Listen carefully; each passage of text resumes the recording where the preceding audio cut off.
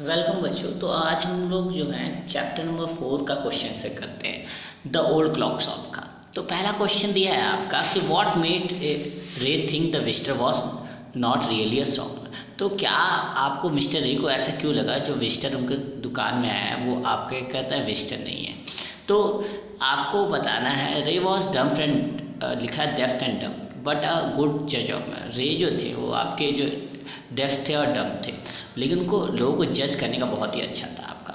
वो किसी को जज बहुत अच्छा करते हैं। His old voice I told him the new visitor to his shop at the late hour was not a shopper और कस्टमर। उनकी जो ओल्ड आंखें थी आपकी बूढ़ी आंखें जो इतने साल से थी वो कई लोगों से मिल चुकी थी, लेकिन जो न्यू विजिटर आते हैं उस लेट आवर मतलब कि बहुत समय बीत चुका था, रात को आते हैं, वो शॉपर नहीं थे ना तो कस्टमर, क्योंकि there was no friendliness in his eye. उनकी आंखों में जो दोनों आए थे उनकी आंखों में कोई फ्रेंडलीनेस नहीं कर रहा, मतलब मिथ्या भरा व्यवहार कुछ नहीं दिख रहा था।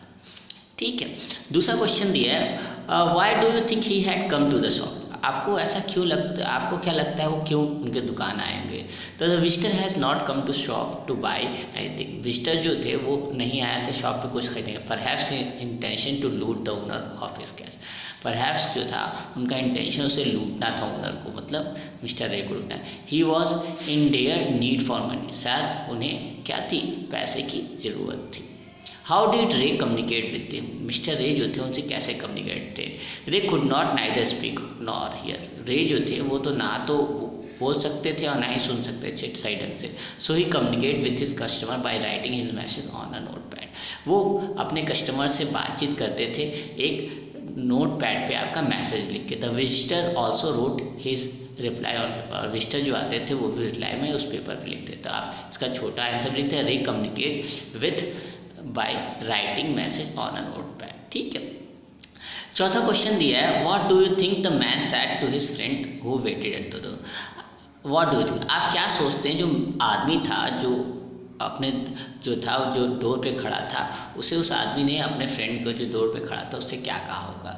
तो the older man pointed to his ear and shook his head from side to side. जो ओल्डर मैन था वो पॉइंटेड किया अपना ईयर और शुक हेड टू हेड जब साइड से किया। Thus he convey to his younger companion at the shop owner could neither hear nor speak.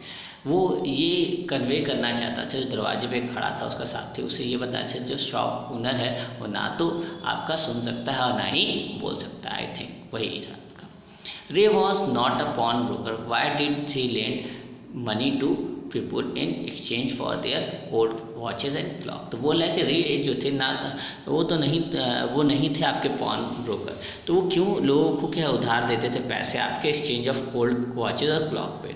तो आंसर इसका जो दिया है वो दिया है कि Ray was not a pawn broker, a person who lend money on security of some item.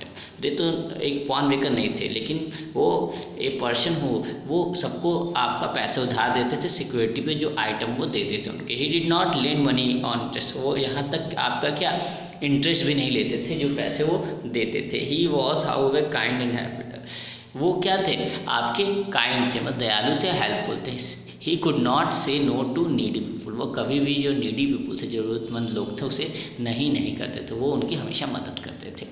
छठवां क्वेश्चन दिया है the watch was nothing special yet had great power, in what sense did it have great power. बोला कि watch कुछ special नहीं थी फिर भी बहुत ग्रेट उसकी पावर थी, किस सेंस में ये बात कहा गया है आपका। The watch was just ordinary, तो आंसर इसका है कि जो वॉच थी ऑर्डिनरी थी but it had the power to pull a person out of a bad situation.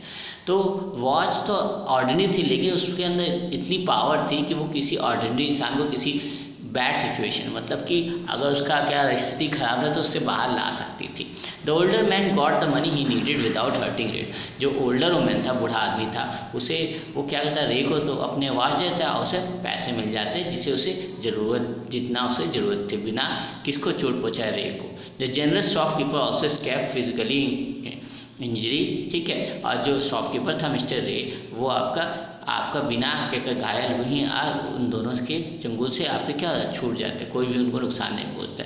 In this sense the watch has great power, इसी सेंस से ये पता चलता है कि वॉच के पास ग्रेट पावर थी। सातवां क्वेश्चन दिया है do you think the man would ever come back to pick up the watch.